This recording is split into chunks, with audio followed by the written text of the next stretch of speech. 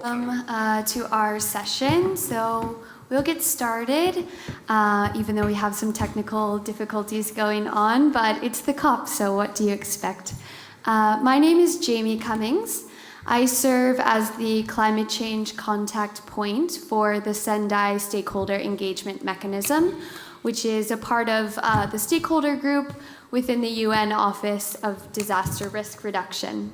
So we've helped kind of put this panel together, of course, to talk about local anticipatory action, and particularly locally led and intergenerational adaptation. So we're really excited to have an amazing panel here today to share some of their experiences and stories and best practices. And then, of course, it will be interactive, so I'll ask them some questions. We'd love to gather some questions from you in the audience, so please do take note of what the speakers share in their introductions and then ask away. Okay, so we'll start off, as I said, the opening of our event. This is Local Anticipatory Action, Optimizing Intergenerational Community Capacity to Mitigate and Adapt to Climate Disasters. I also want to highlight the intergenerational piece of our session today because, as many of you know, the theme is children and youth and education today, which is very exciting. So lucky to have some great young speakers on the panel. All right, so the first speaker I'd like to introduce is Hassina Razafindrakoto. She is the program coordinator for SAF FJKM and the global focal point as well from Madagascar. So Hassina, I invite you to give us some opening remarks. Yeah, thank you. My name is Hassina. I'm from Madagascar. I'm a part of a national NGO in Madagascar. I would like to invite you a little bit to talk more about Madagascar. Madagascar is an island in Africa, which is mostly one of the most vulnerable countries, which is exposed to climate change and disasters, especially cyclone, which is mostly affected the most the east part, southeast, and around 17 regions around Madagascar. And we are also affected by droughts from the south part, which led around 3 million of people in food insecurity. We have been involved in terms of different kinds of humanitarian actions to respond in those climate disasters related to affect the communities, especially the most vulnerable. In parallel to that, Madagascar is well known as the most at the part of the least developed countries, which have around 80% of its populations living under the poverty rate. In terms of disaster, we have been able to invest within some networking with some international network with GNDR and some partnership to invest in terms of anticipatory action, especially related to the cyclone season. We have been able to involve the community, especially the local communities, in terms of these processes of disaster anticipatory action so that they could be involved in the decision making before the cyclone season.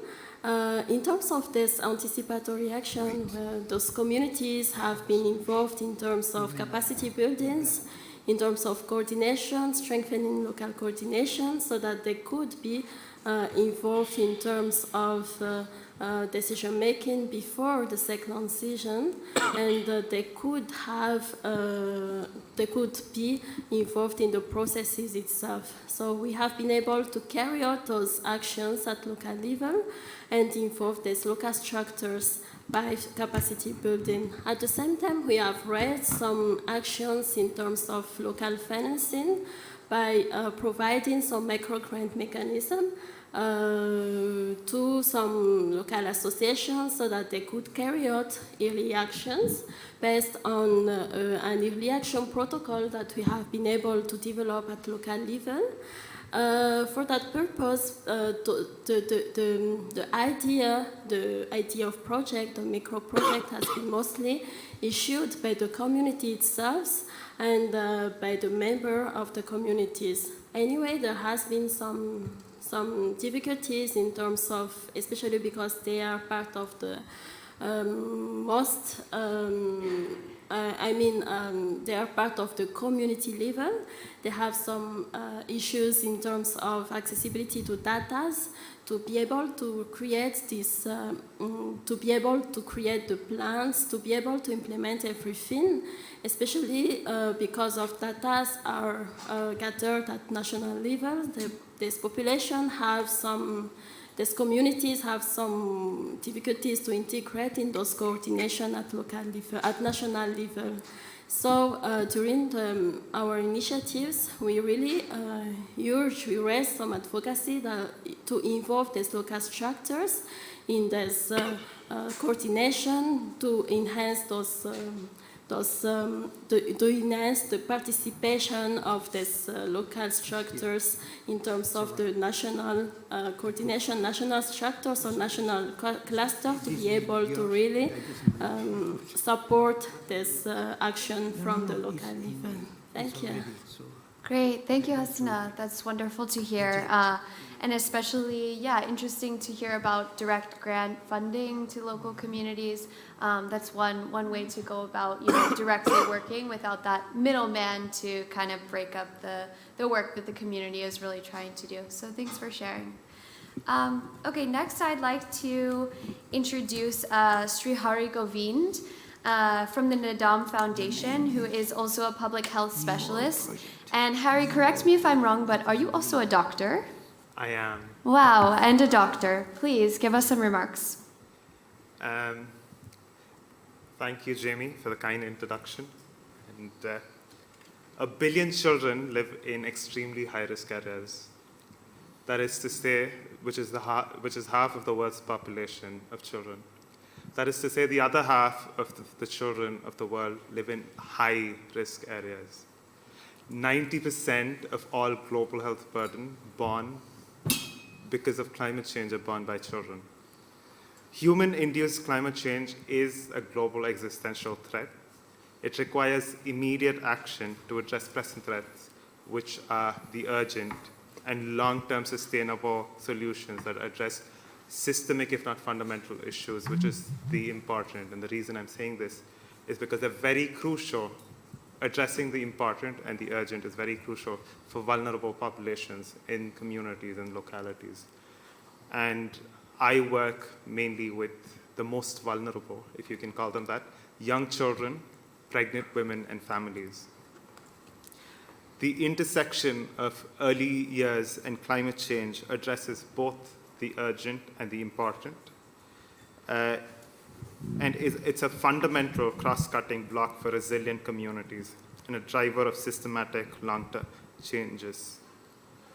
And I make this distinction of early childhood from the other parts of adolescence and even childhood, which is the first 1,000 days of life, because of a couple of things. And this is what we've been trying to advocate for at COP as well. One is the high return on investment.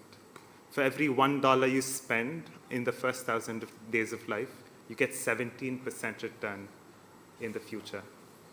And this greatest return is for the most disadvantaged children. Climate change derails healthy development of brain, and this directly links to non-economic loss and damage, with South Asia alone accounting for about $518 billion in losses by 2050.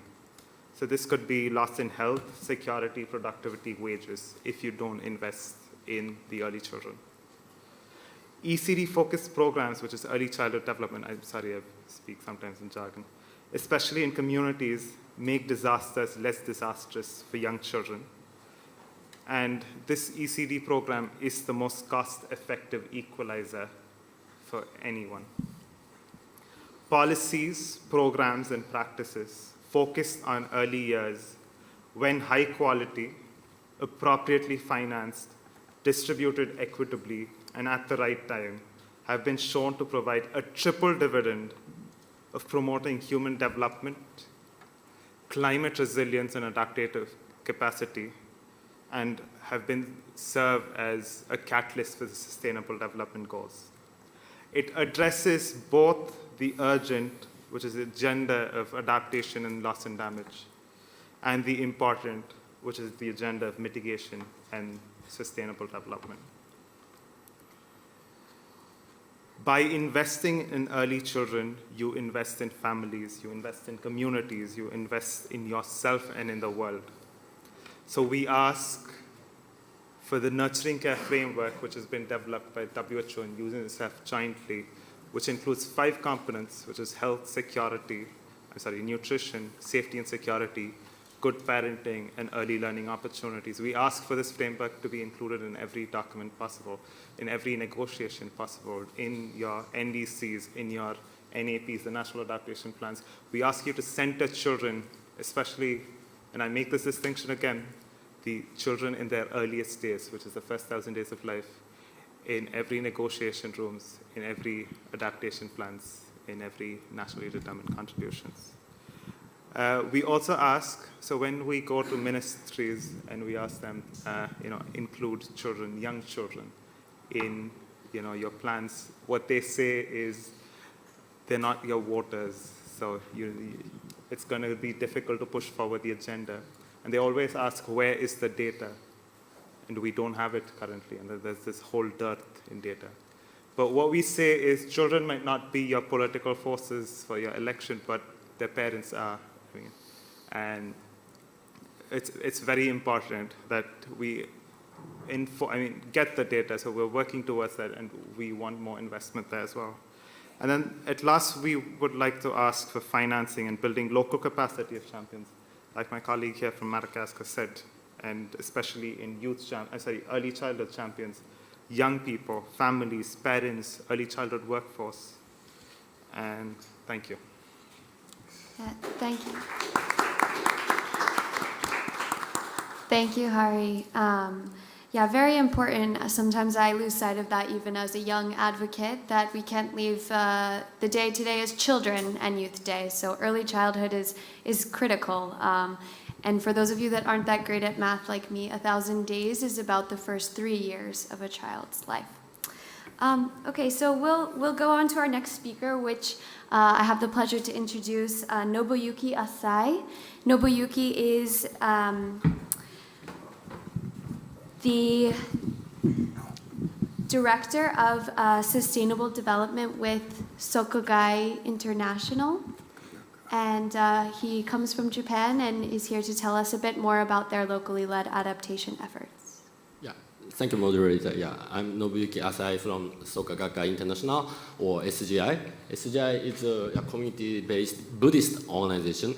So please allow me to brief you about our relevant episode and research outcome relating to the anticipatory action and the early warning system.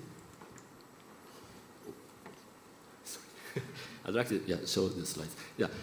But anyway, based on the concept of dignity of life and the principle of don't build your own happiness sacrificing others, our former President Daisaku Ikeda very often encouraged each member to be a good citizen in your own local community or environment. And in reality, many of our members, particularly in Japan, are joining local community associations, and some are working hard at the city councils as well.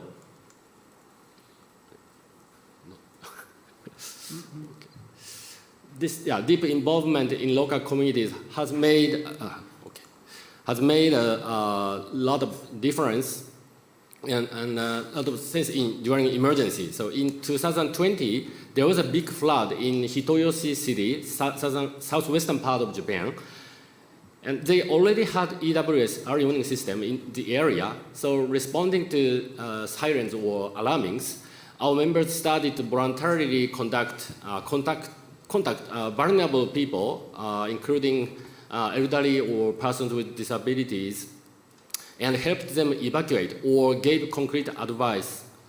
In order to grab general lessons in collaboration with other NGOs, we conducted interviews and organized focus groups in that area, also at different cities that were severely affected by floods in recent years, paying particular attention to EWS. The right photo is a scene of one of the focus groups. They aren't young, but actually the average age of the whole population in Japan is now 49, and it is higher in the countryside. So every person in this photo played substantial roles during the emergency.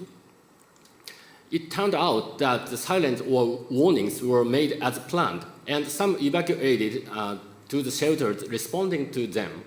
But there were a great amount of people who did not or could not evacuate. The reasons included physical inability, disrespect, inconvenience of the shelters, unawareness of the route to shelters.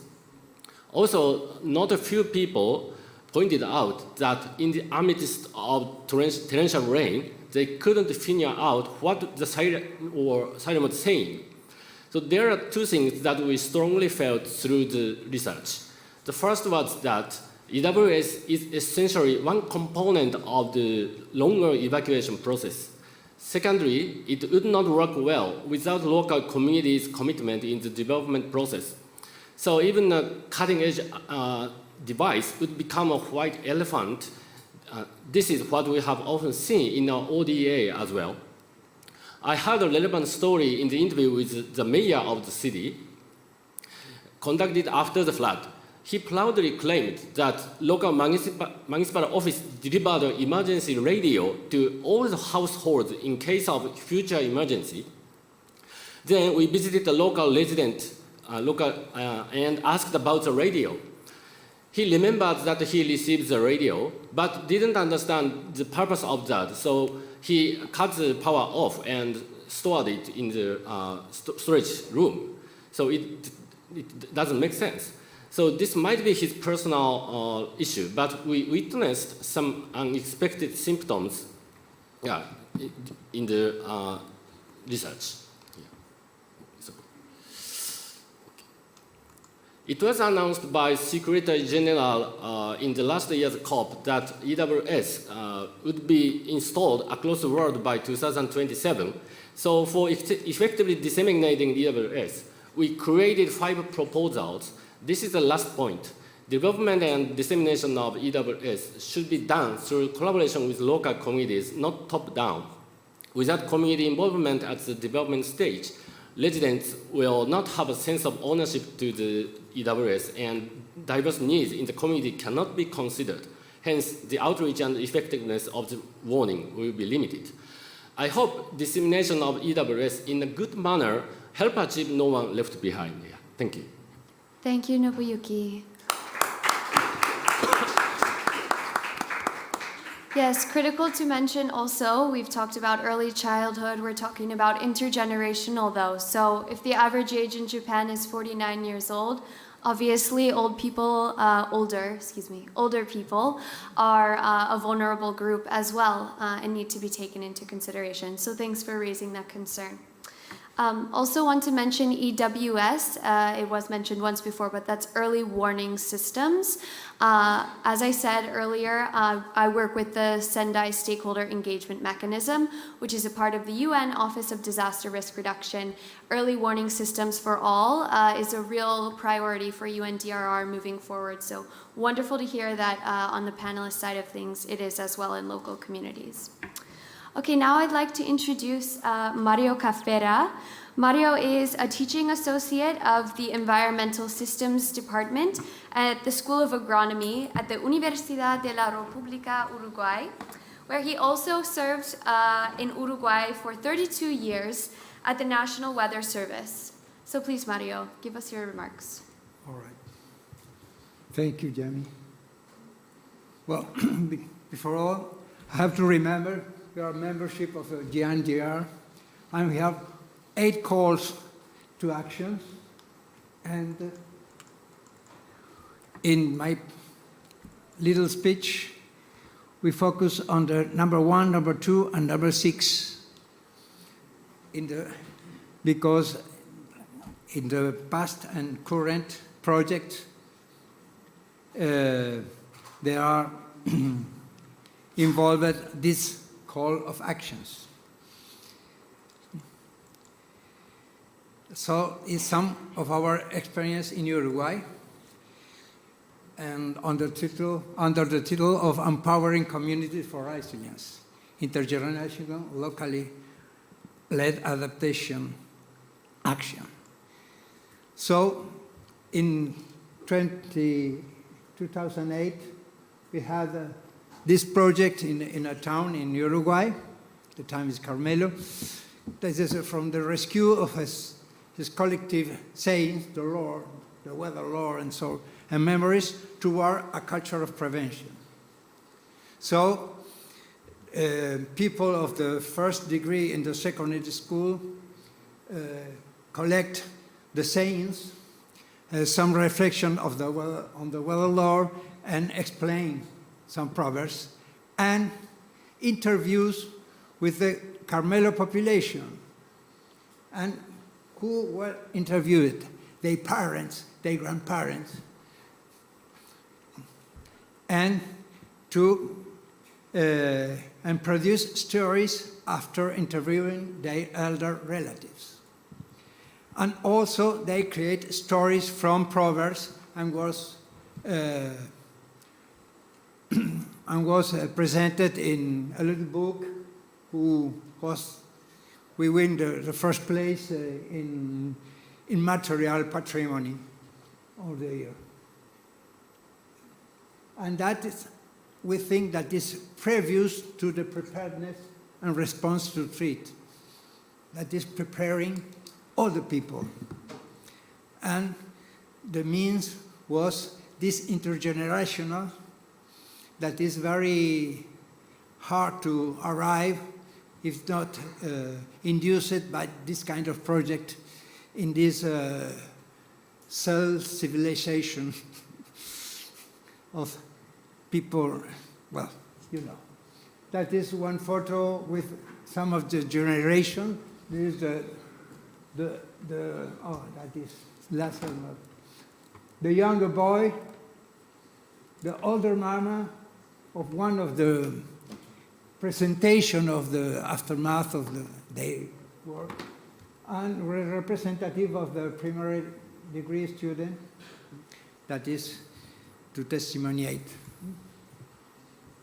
After that, in small village, in the rural area, we have the Knowledge for the Life, a community that we present. Our organization, Amigos del Viento, that means Friends of the Wind, we are primary meteorologists. And then the student, the young children, picture and give a redaction about the same with the elder interview of something, the tales of the parents and the grandparents.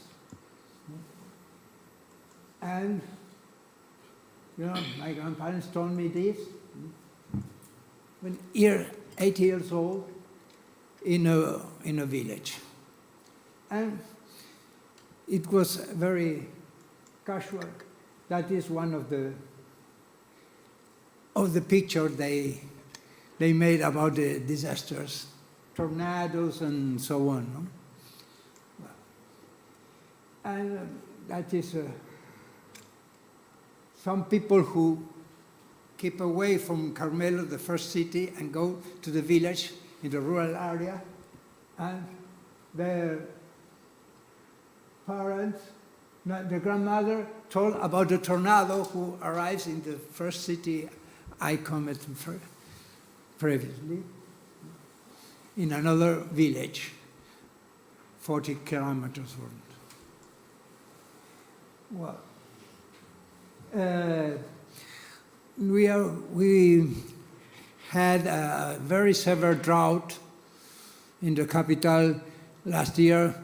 In the Tibet, we have salty water because there is not enough drinking water to put on the tubes for the first time in history. Well, the drought aftermath, that is the science.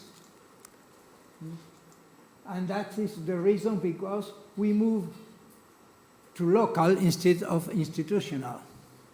That was our previous jobs. And we have a previous project in the same area trying to keep the children on focus on their climate and so on. The climate and you was one of them. But we arrived to buy a meteorological automatic station. It works, but very 2 or 3 years. We changed of mind automatic. That means that kind of people,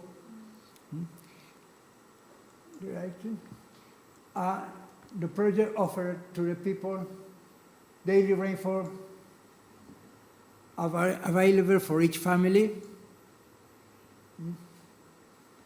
other accumulated data that we reserve, and we compare. That was the 2012 project. But now a new project focused on the drought, the current drought.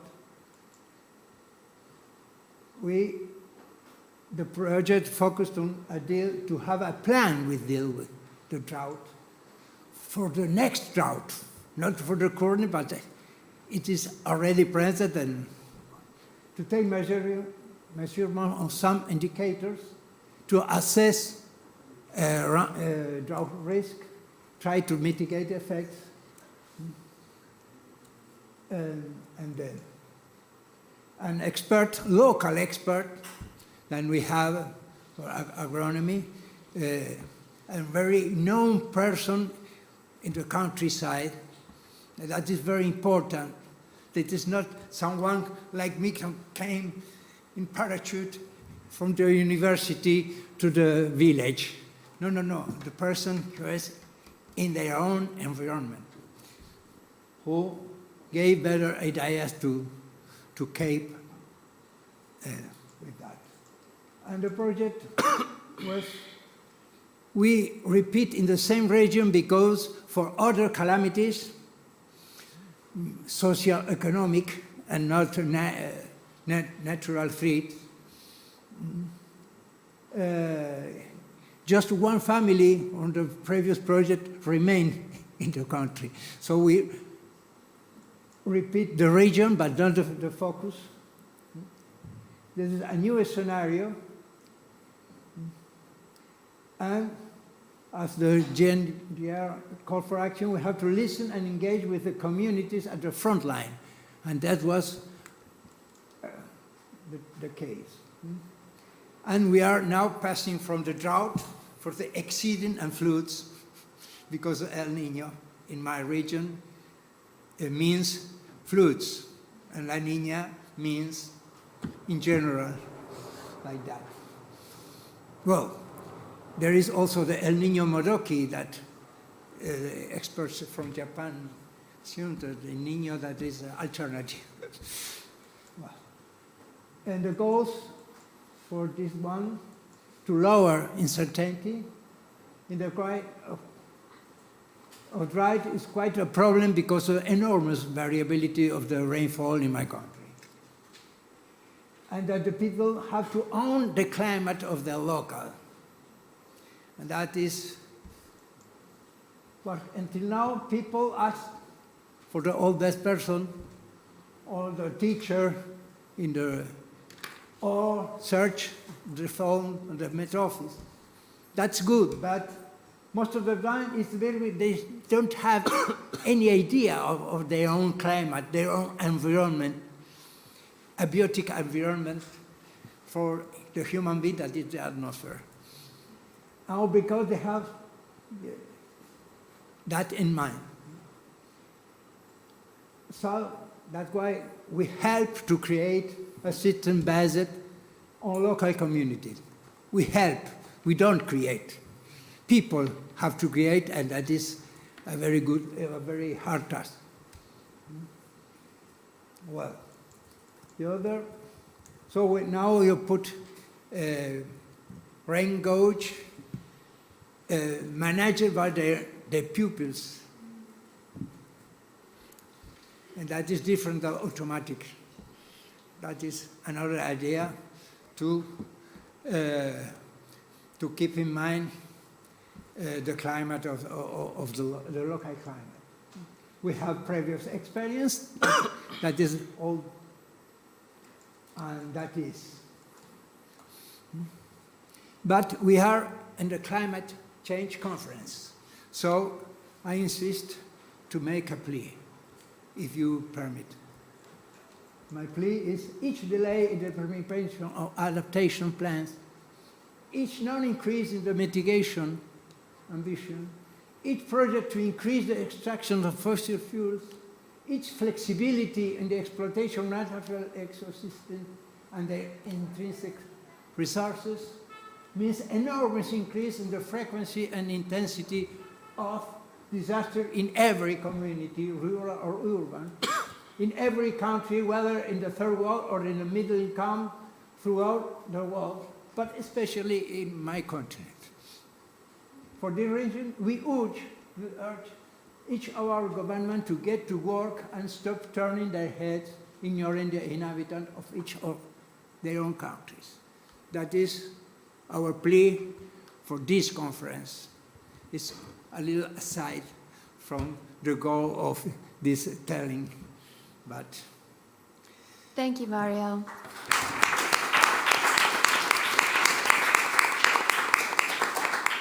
Yeah, I really love that tangible example that we saw at the beginning of the intergenerational piece. Students, children interviewing their elders and getting an idea about what climate-related disasters have occurred in their community and what to do about them the next time and prepare and adapt better. So we will move along to our next speaker, and that is Fatima. So Fatima Yamin is a consultant for nature-based solutions with the World Wildlife Fund, or WWF, and she also works in climate adaptation in Pakistan and has been doing such work for over a decade. So Fatima, please share some of your expertise. Thank you so much. Thank you, Jamie. Fatima Yamin here. I'm a disasters expert and I work with communities and in some ways help organizations pave way for inclusion of communities in different community-based development work, but mainly in disasters and climate change. I work with remote communities. Not every community is a community. Remote communities are very special in their own ways. They share the benefits and losses of cooperation with each other, and they forego their individual interests to accept group interests, and that makes them unique communities.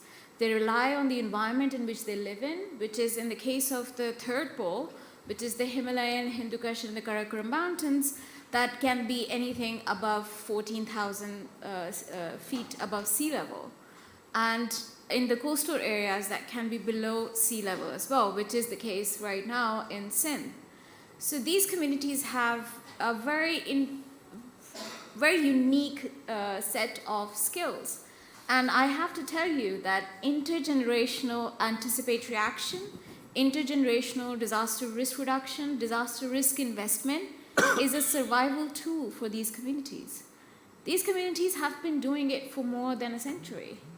I was working on the National Growth Project, which is centered around reducing the vulnerability and risk of the communities that are in direct exposure with the glacial lake outburst floods in the Himalayan and the Karakoram belt.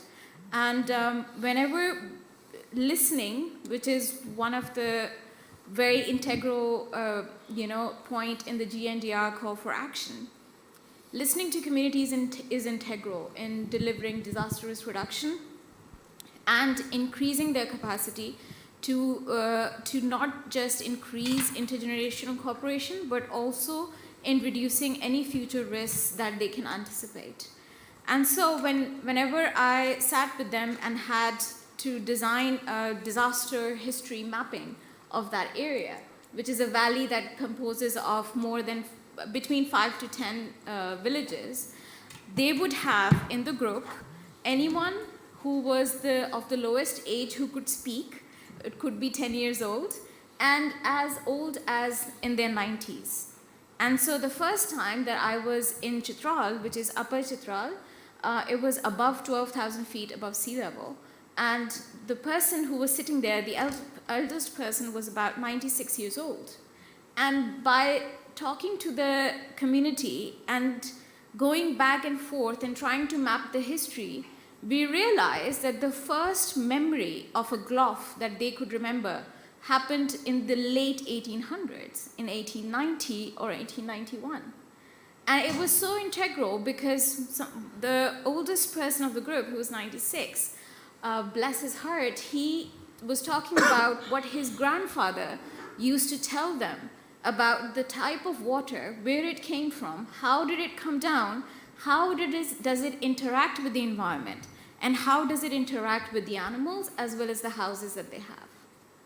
And based on that, the youngest person of the group, who told me that he was younger than me, but I found out he was actually 5 years older than me, but in his lifetime, he was in his 30s, and in his lifetime, he had seen an incredible shift in the glacier behavior in his area. Glaciers have a head and a foot, and the head and the foot, they move with changes in the weather patterns and the temperature patterns. And the foot of the glacier had been receding slowly, but had also been expanding as well. The problem was not that there was a glacier there and that it could burst, but the problem was that somehow the heat was going down very deep into the glacier, causing the glacier to melt inside, making the boundary, or which is called moraine of the glacier, very, very weak, and causing it to break at unanticipated timings, which people could not understand because previously they've already had, so herders, people who herd goats and cattle and everyone in the village, they are usually young boys and young girls. And sometimes, because these young boys and young girls can climb anywhere, like a 5-year-old would be climbing a mountain, you wouldn't be able to climb up after them. And they have this ability to monitor how the hazard is behaving. And they will go back and they tell their elders as well. And based on that, they've had, for more than a century, their own early warning system. There's a type of a wild goat that exists in Pakistan. It's called a markhor. And what previously they used to do was, the horn of the markhor was used to call an early warning in the case of a landslide or a flood or an avalanche that was coming in the area. And over the period of time, they have switched as well. Now they have satellite phones as well, thanks to the project. They have an early warning system machine that is installed there. But what they used to do was, they used to use mirrors. They have their own Morse code. I wasn't able to break it. But they have their own Morse code that they use to warn the communities down about the water that is coming. And they also have an elevated shouting pitch system where someone at the very top will shout and the other person who's down from him will shout back. And so they create this echo in the valley so that the people are warned. They are aware of which areas are safe zones and which areas are not. But the problem is that the accelerated impacts of climate has incapacitated their ability to adapt. And it's not just that, but the financial system, the world, how it is changing. Previously, youth would get their degrees from colleges. They used to go out of their area, get their degree, either get a job in the city, or always have a connection to their home in their ancestral area. Now, they don't want to do it because it is a huge burden trying to maintain that area. And so, what climate change is doing is burdening the capacity, the adaptive capacity, even the mitigation and the early warning system, any anticipatory capacity that they have, climate change is burdening it over and over again. But at the same time, the global financial system, the state's inability or incapacity to be present for them is adding to the burden. And the fact that the world is moving at such a fast pace, they still don't have the same access to technology that we have. Look at all of us. We have smartphones we can access anywhere. They can't just pick up a phone and call. So in the remote areas, if you want to go to a doctor, you have, your insurance will pay the fee of the doctor. What is it, like $35, $50? For these people, the cost of seeing the doctor is not just those $50 or $100. It's the cost of the transport that takes them, from the top of the mountain to the nearest health area. So their access to public health is extremely hampered. Now, on the other side, in the extreme side, which is the coastal area, the seawater has risen so much that in the last floods that happened last year, that affected about 30 million people, this is not an exaggerated number. It did affect 30 million people. The water had nowhere to go. The sea level rise had risen so much, there was not even groundwater channels for that flood water to go in. No drains could work. This was the first time in the history of the country. By the way, the rainfall broke 30-year records.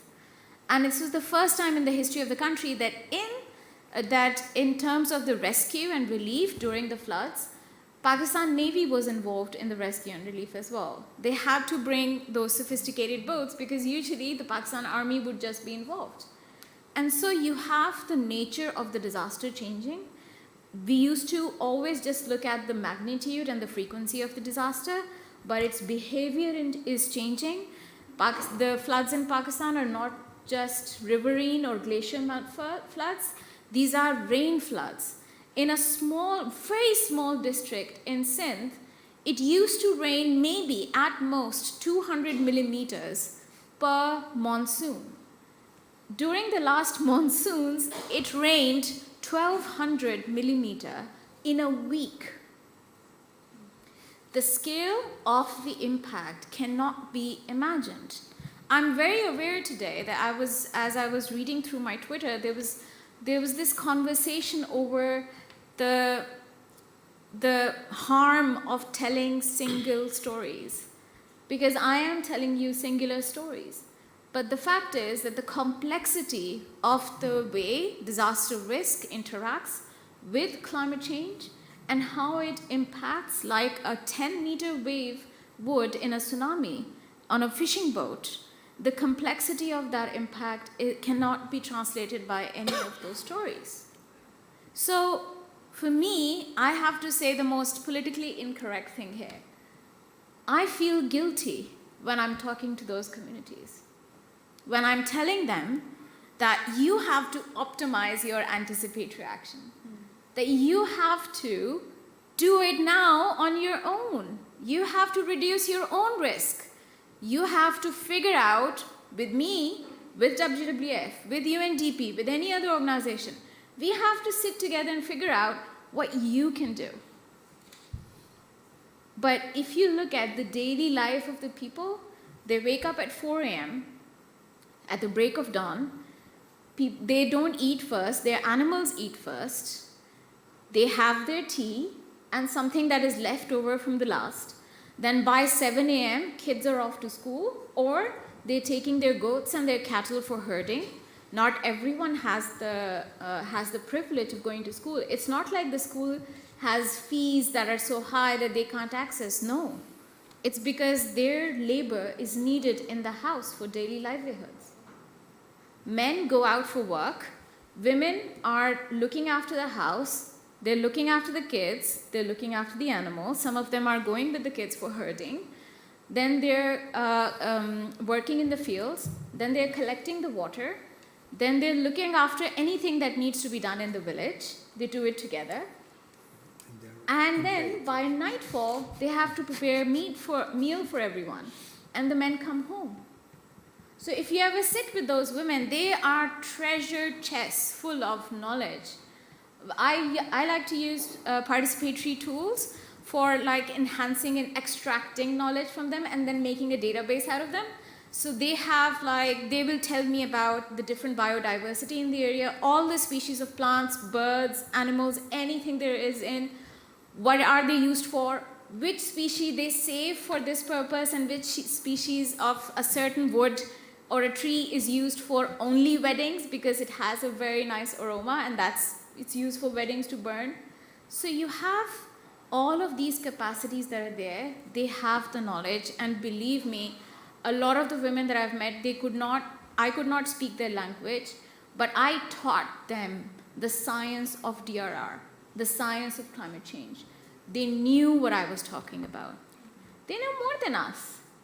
Like 2015, no one could believe that glaciers were at one time planted by humans.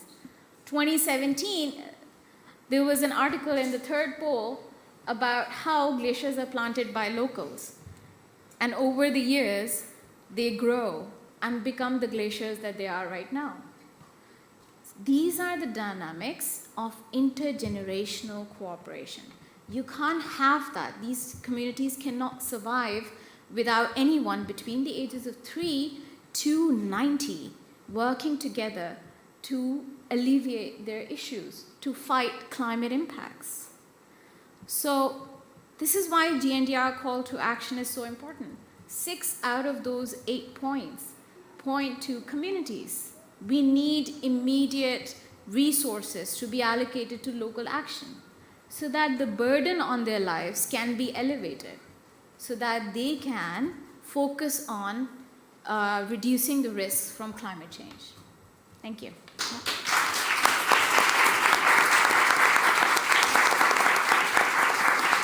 Thank you. Thank you very much, Hassina. Some really, really insightful local wisdom from the people of Pakistan, and what innovative ideas to climb up on a hill and use the call of goats and the flash of mirrors and sunlight and the echoing shouts between each other. You know, a lot of the conversations here about early warning systems are about the newest technology and what's next, but I really appreciate hearing also where they've come from and how those communities have had early warning systems for much longer than many. So thank you for sharing that, and the intergenerational piece as well, and the piece about the changing nature. Of course, we cannot forget those floods just 1 year ago in Pakistan, right at the edge of the COP that was happening in Sharm el-Sheikh. So still mourning those losses, certainly. And we'll pass it to our last speaker. This is Nelson Chege. Nelson is a climate and environmental law expert. He presently holds the role of legal and policy manager at the Sea Trust Institute, and is the deputy director at the Central Imineti Environmental Rehabilitation Program, as well as an advocate for the High Court of Kenya. So please, Nelson, shed some light on what you have to say. It's okay. Okay. So thank you, Jamie. My name is Nelson, as you've heard, and I wear quite a few hats, and I believe. Anyway, in my role at Sea Trust Institute, so it's a research and adaptation. It's part of REENGO.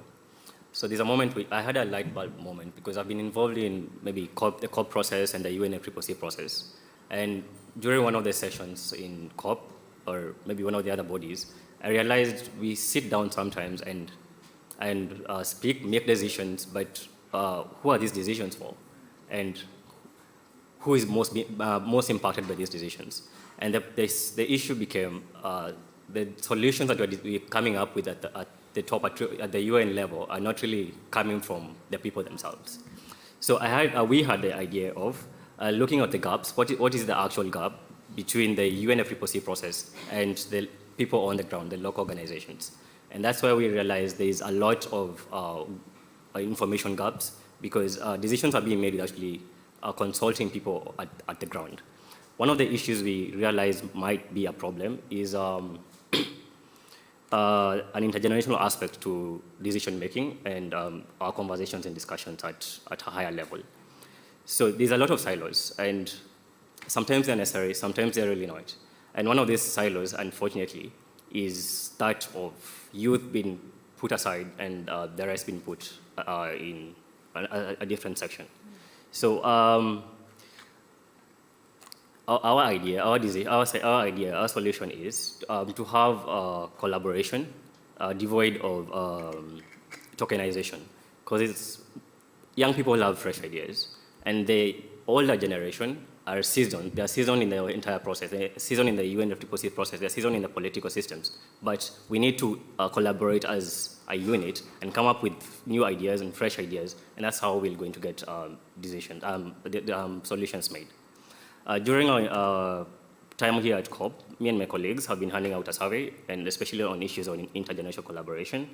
And one of the issues that came up was, again, young people feel tokenized, because we are here sometimes, I'll talk at this panel, and sometimes some of the decisions that will be made at the end will not really reflect the ideas that the young people have. So that was one of the solutions that we came up with. Another engagement I've been working on is I worked on the IGAD policy framework on refugee protection, and that involved going down to the ground, visiting refugees in maybe Kakuma, in Nadam, in Kenya, and we collected data through listening to people's stories, and that's how we were able to develop the final product. And from these stories, you could tell people were actually affected by climate. It's mostly of climate-induced migration, but they did not know. They will give you stories of, or they just felt a shift of plants were not growing, some things dried up, some animals are dying out. But for them, they don't know what climate change really is. And they had some very unique solutions about how to fix the issues on the ground. So I've been able to work with quite a few community-based organizations. Most of them are in rural Kenya. And issues of climate-forced migrations have come up a lot. And one unique thing that came up for me, so far I'm working with two organizations, and two community-based organizations. And a unique thing that came up for me was how some of the most unique and most scalable solutions were coming from young people and women. And women were actually at the helm of these organizations. So the ones who were deciding, we need to establish a CBO to ensure there's ecological restoration. Sometimes they even came up with solutions on soil erosion. And they will suggest that, I remember growing up, there was a type of plant that we used to put near riverbanks, and there was no erosion. And sometimes even the seasoned scientists could not have figured that out, that this plant already is extinct. It can no longer find it in that area. So that's some of the lessons I've been able to gather from my working with the community at a local level. Another issue is adaptation is getting traction, as you've seen with the global goal on adaptation, but still there's a lot of gaps when it comes to implementation. And another issue I've been able to notice is the lack of a holistic approach, especially when it comes to adaptation. I feel like we're overly focused on the environmental aspect and climate aspect of adaptation, but you forget that it's all intertwined with other aspects of society. If you put all your eggs on environmental issues, and then you forget the social dynamics. And that's, again, which brings in an intergenerational aspect, where how do old people and young people relate to this within this community? Are they able to work together and to come up with solutions? You need to be community-specific for you to come up with an actual solution. We also found there are issues of psychosocial environments, issues of mental health. You cannot forget mental health, how people have been affected directly by issues of their health have been affected by maybe loss of biodiversity. For instance, there's a group of an area called Central Imenti. So I've been working with a group of people there with local CBO. And the women started these organizations to restore their biodiversity and also plant trees and also gain a bit of income. And when we talked to these women, we realized that there was an issue of mental health. The men have been unable to provide for their community because they were farmers. They can no longer plant. And they're not able to provide. And at some point, they start drinking, and they they leave their families alone, and you can tell that they're really affected mentally, and unfortunately, it's a taboo topic. But when you're talking to issues of adaptation, we need to address these issues if you're going to make actual impact.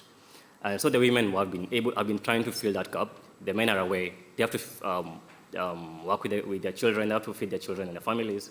And we realized without fixing these psychosocial environments and the social environments within the locales, then nothing will really move on.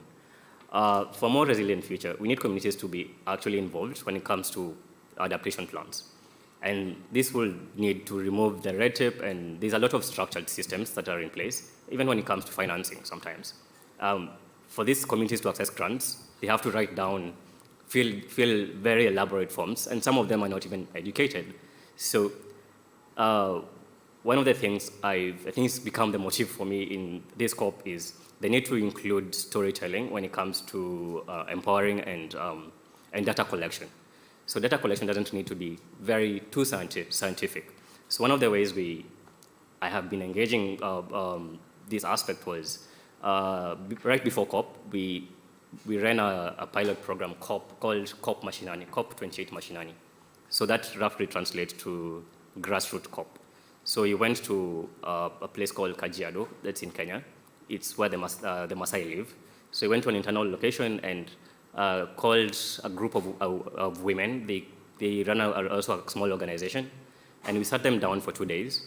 And we had them tell us their story, how the environmental issue is there, how it relates to their lives, how the solutions they think they will have. And we got very fascinating stories about how they lost some of the plants that used to grow that gave them medicine at some point. They lost that, they're no longer accessible. And how some of the solutions they can actually be implemented. Issues of migration, they've been forced to move from some areas to other areas.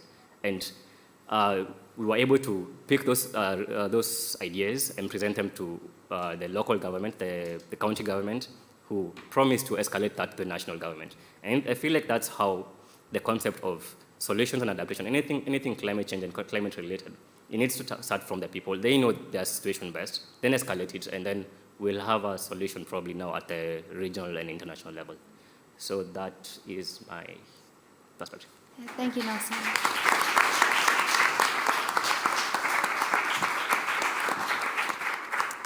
Yeah, the lack of a holistic approach is something that I've heard really repeated in multiple sessions over the course of this past week that I've been here. Breaking down those silos is really critical in order to address and adapt effectively. And I really love that idea of a grassroots COP. I think that the negotiators in these rooms would really benefit from attending something like that. So yeah, how do we bridge that gap between the negotiating rooms and these conversations going on? That's a question that I might pose to the panel. But first, we have many questions that I would like to ask. But first, I want to turn it over to the audience. If you all have any questions to follow up on something that was said by a panelist or something else you're interested in hearing, we'd love to hear from you as well. Yeah, we've got one here and in the back.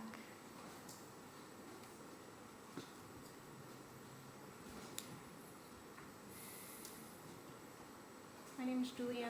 Oh, is it working? Yeah. My name is Julianne Thompson. I have a question on behalf of Rotary International.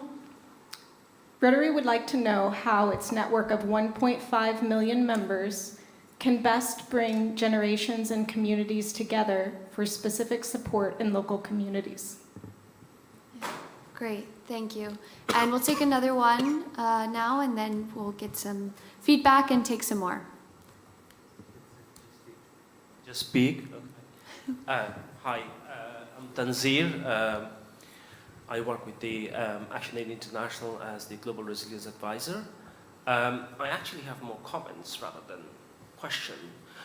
First one probably to GNDR, and I think part of the blame goes to us as well.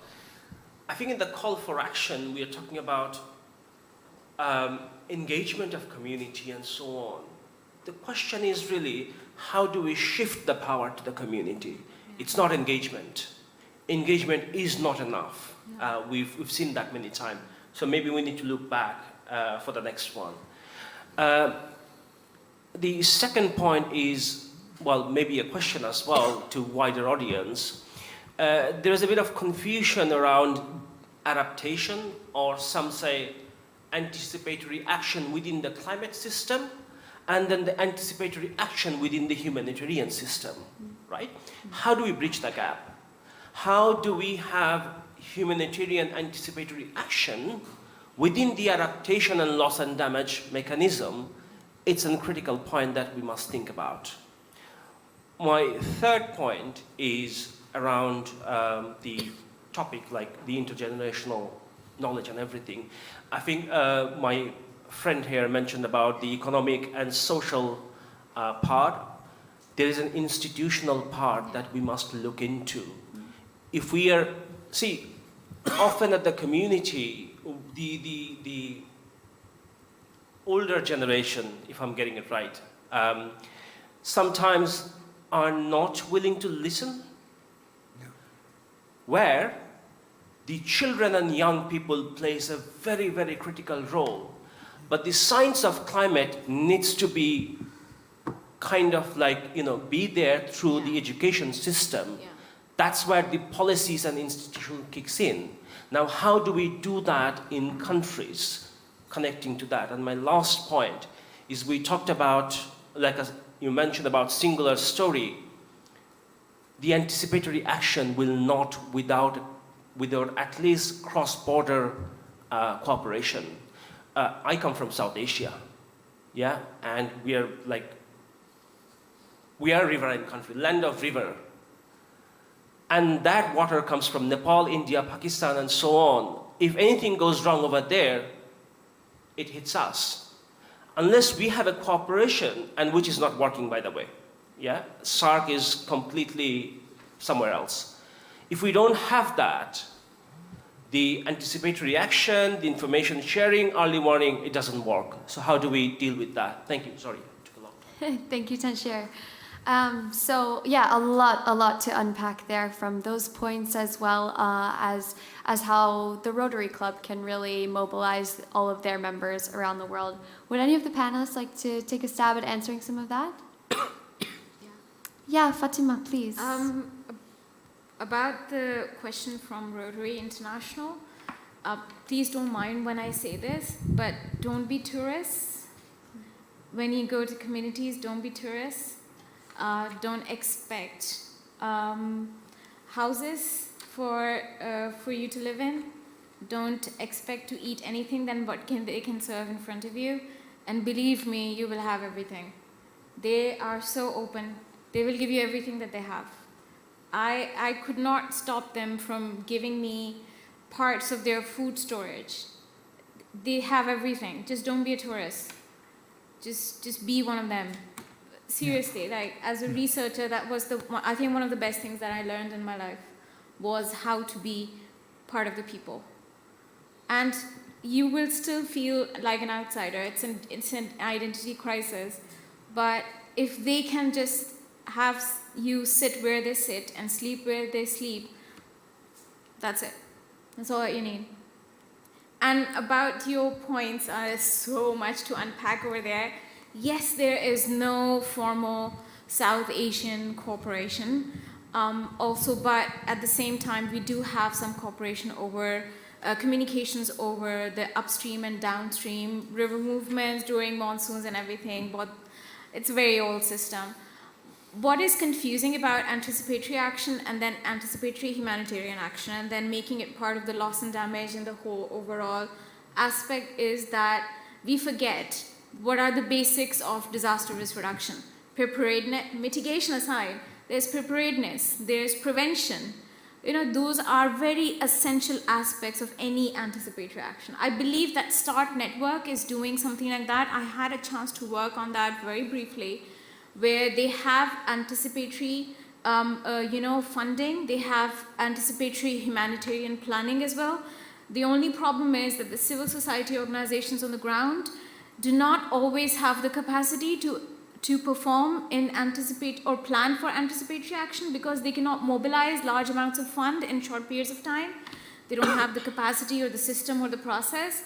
So that is what I find is the link that hasn't been created in that way. But it's a lot to unpack in terms of anticipatory action as well. We like to, what my professor used to call, we like to put old wine in new bottles and have some new jargons and new things available. If you just look at the cycle of disaster risk reduction, that is actually more than enough. And early warning is anticipatory action, if you think about it. So sometimes just taking things as simple as just looking at the cycles in the, in the technical way can really just make a lot of difference. But thank you so much for your comments and for your question. Thank you, Fatima. And Mario, you wanted to come in as well. Yes, I have to point it out that there is a working hypothesis behind all that experience. And that is true, and it is resolved, but in the local. That is, if communities are capable to deal with the variability of the climate, is the only way to cope with climate change. Yeah. But when the climate change exceeds the variability, the normal variability of the climate, then is the time of institutions and loss and damage. And both are certainly absent most of the time, all over the world. All the time. Yeah. The other thing is when we have internal migrations, communities, the sense and the culture of communities disappear. Thank you. And there is a huge problem when we try to be one of them, because which are them? Which are them? Immigration, internal migration, there are no more them. Because true in the some ways, community is dissolved. And that is another issue. And if there is some problem, yes. Oh, another question. Okay. Yeah. Another question. Thank you, Mario.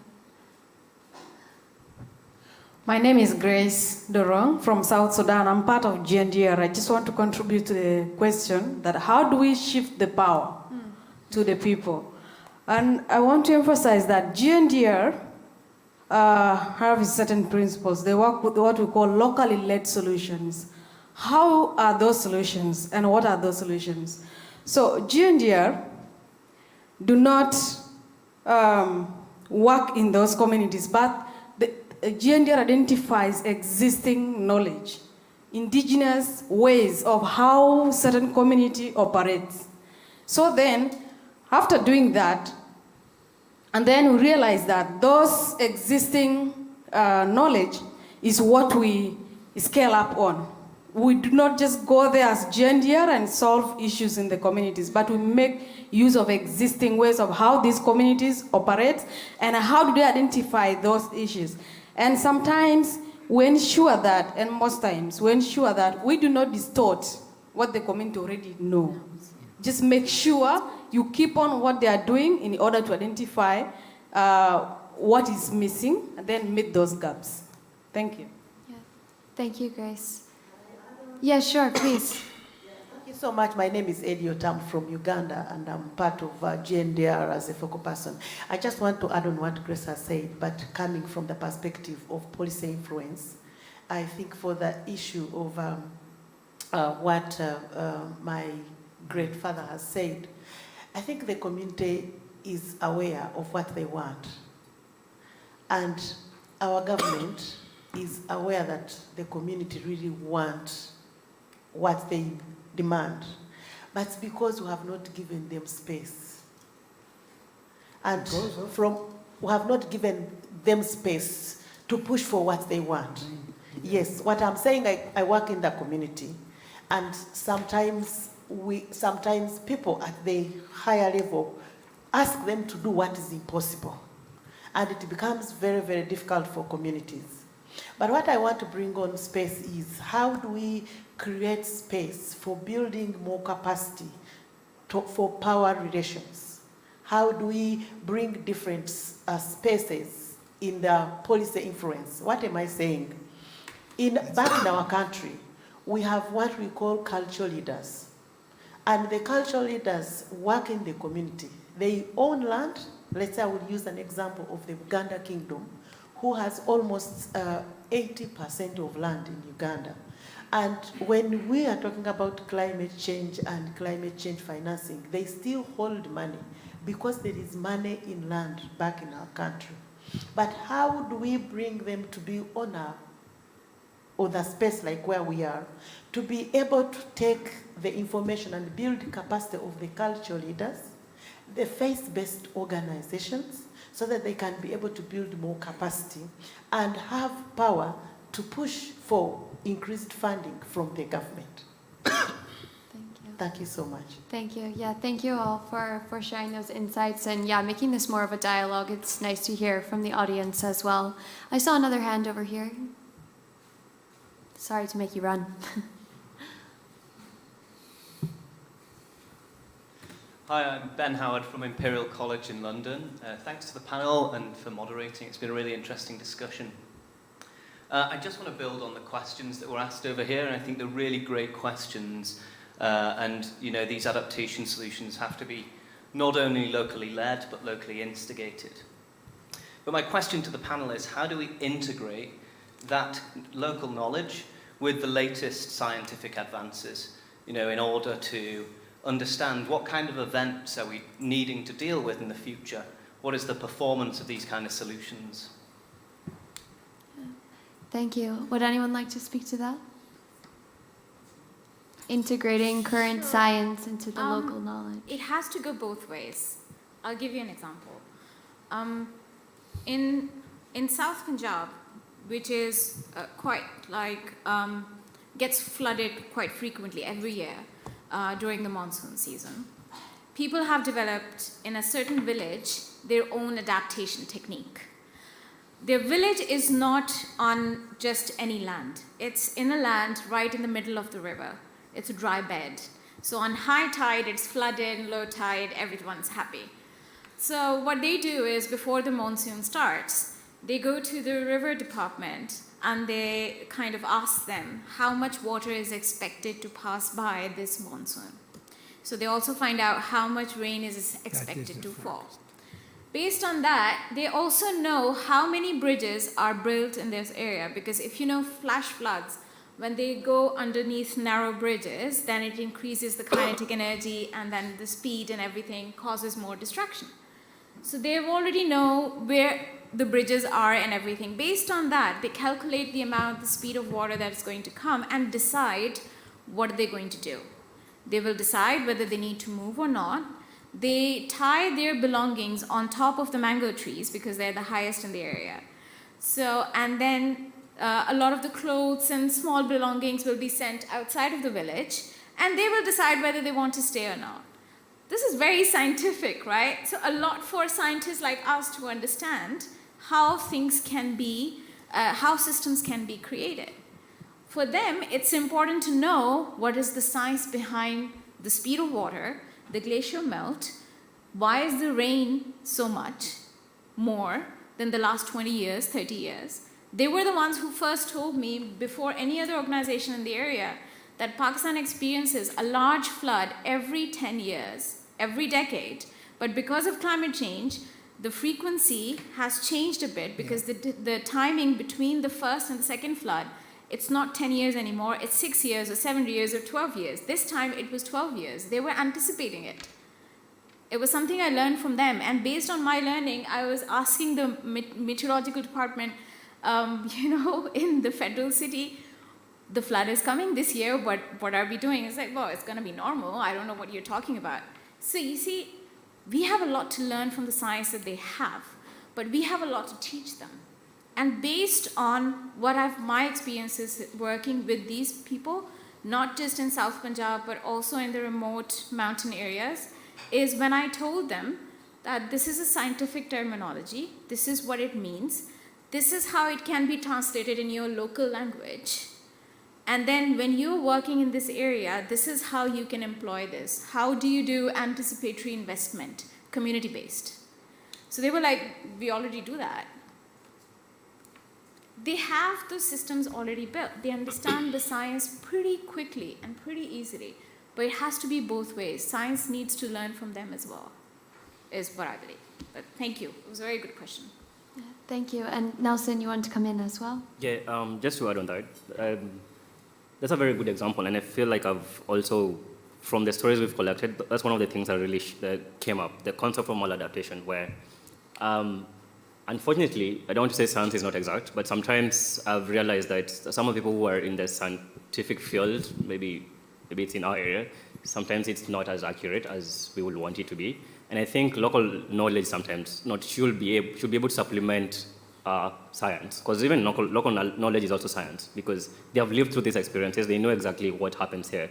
So one story that came up was these Maasai women, in one of, they are pastoralists, so they moved from one region to the other, and one of the solutions that an agency gave them, I don't think it was government, I think it was an external agency, they offered to plant trees around a certain area and just switch up the area so they can stay, they don't have to move.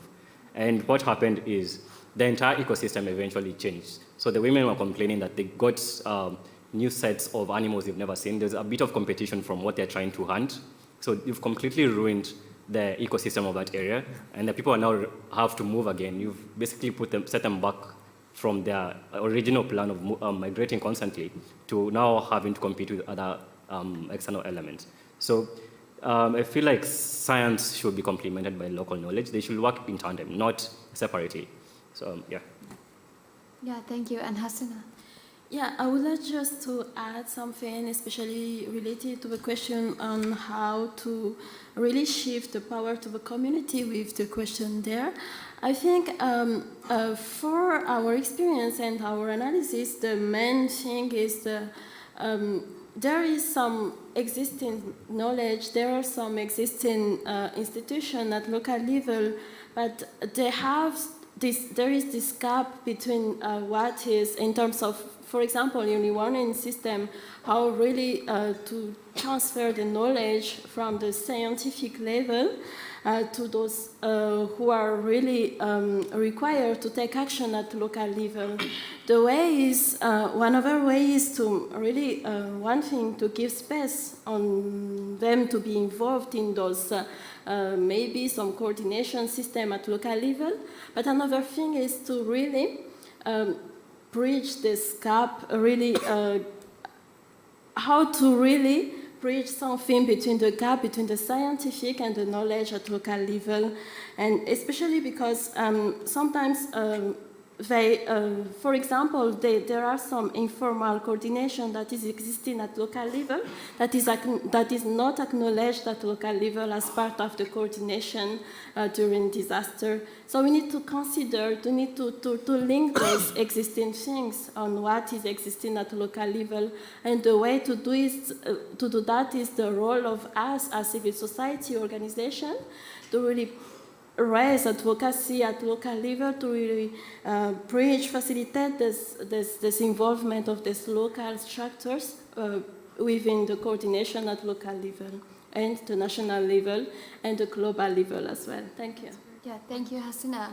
Very important, and yeah, a great mechanism bringing those two together about how to shift the power is one avenue is listening really to that local knowledge and then acting on it. And yeah, I think Western science gets a lot of praise, but it's certainly not the most valuable perspective out there. Does anyone else have a question for the panel? Yes, here. Excuse me. I think we have some people online who might want to hear it streamed there, so yes, back here. Thank you.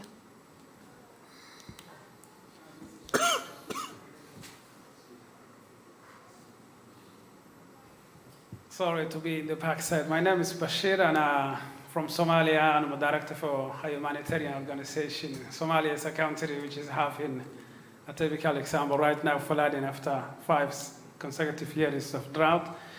I wish to contribute to the issue how to shift the power, to have more collaboration, and to share the knowledge, to consider the knowledge from the local community. So I think the problem is what we see mostly is the the support or the funding from donors or from government is what I wish to call like more coercive or directive instead of, and I wish that my comment is not to be taken in another way. But it is more just to tell what to be done in an RFQ, in a call for proposals, the way the project is to be designed. So it's just us or the NGOs or who is competing to be to get the fund to design the project with the audience or the objective is with the donor, rather than considering the knowledge, the local knowledge and the needs of the local community. So what we see is like we are told to implement this kind of projects, and then the community will be, in a position where they are only there to accept what this project is for them. In East Africa now, I think also globally there is this initiative also of like aid localization, which is a global objective, which I think if we go with this objective, we'll have more local knowledge considerations. And the science is not only the one with the science, but also the local people have their own science, like for them to predict what is going to happen, and with their experiences, or for them even to say like when they see some studies are taking place together, they know definitely what is going to happen. And what more problem with the local community, which we need, I think, to mobilize or to convince them, is that some of them don't trust the science. And they tell you that there is no one who knows what is going to happen, or there's no one there who can predict what is going to happen. So I think what we need to work is to work more, instead of tokenism or just go and talking to the people. Actually, we need to design the programs and the kind of support we wanted to give in line with the local context, with the local knowledge, with the wish and the needs of the local people. Thank you. Thank you. Yeah, thank you very much for that contribution as well. Okay, panel, we have just enough time for 1 minute only, closing thoughts after all this fruitful discussion and the other information that you've gathered from your fellow panelists. We just want to hear what's your end message. Mario, we'll start with you. Well, I forgot to say that if you remember, in the same place, we got one project in 2012, and nowadays, in this year, we pretend to put some measurement from soil underwater aquifers, but we had lack of money. The project doesn't pretend, and it lasts 8 years to find other funding too, and now we have the money and we put. But too late for the drought. Yeah, thank you for sharing. That gap in funding is evident. And we are very grateful for the donors, because at least we can put and this moving on and working, but late because the lack of that, the timeline. Yeah, thank you, Mario. Okay, Nelson, to you. 1 minute, closing remarks. Yeah, sure. Great panel. Nice having these discussions. For me, I think my only thought is adaptation is not being seen as something as urgent or attractive enough, but it really is. And the projects we've been implementing on locally led adaptation and adaptation in general have seen some results, and I think we need to press the urgency of adaptation from probably this scope and moving forward. And yeah, that's pretty much it. Thanks, Nelson. Hari. So this is as an answer to a lot of the questions asked as well. And so it might be a little controversial, but I would say investing and working with young children would be the ultimate anticipatory action in terms of human development and climate resilience. And we would encourage everybody to not work in silos and, again, give power to the people and to local knowledge in terms of systems. Thank you. Yeah. Wonderful, thank you. Hassina. Yeah, thank you. So for me, I would like to point out that if we are looking for a meaningful change, it would only take place if the voice of the local community and the involvement of civil society in those decision-making processes related to anticipatory action is taken into place. So I would say that there is a meaningful importance of investing in those involvement of this local community structures and civil society in terms of decision making. Thank you, Hassina. Nobuyuki, please. Yeah. Context would be really different in my country from the global south, so it was very difficult to answer many of the questions. But in terms of the collaboration with the scientists, we have a record of collaborating with the scientists for the research for the community on the disaster issues. So, and also, in many parts of Japan now, hazard map is now being updated thanks to the scientists' new anticipational analysis. So, we ourselves would like to do more with scientists and would like to hope a new path towards the future. Thank you. Thanks, Nobuyuki. And we'll leave the last word to you, Fatima. I will just leave you with a question that I usually ask myself, and it's something that I think about a lot as well. It's that, can the farmer and the fisherman of yesterday and today, can they provide their young with the same quality or sustained, safe quality of life that any parent would want to give their kids? And I can tell you that they no longer can do it on their own. And this is why, loss and damage funding, all of the work that we do here, this is why it's so important, so integral, and that's why it's so urgent. So that's it. Thank you, Fatima. Thank you all for joining our session today on local anticipatory action, especially on optimizing the intergenerational piece. And a big round of applause to all our panelists and participants here. Thank you very much.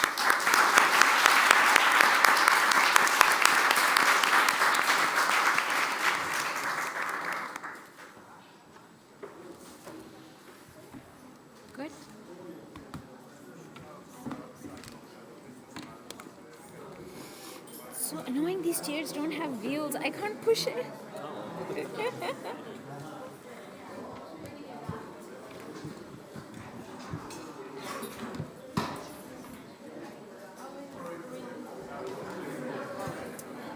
lovely hearing about your research, but it's very good. Yes, it's very good. It's a lot of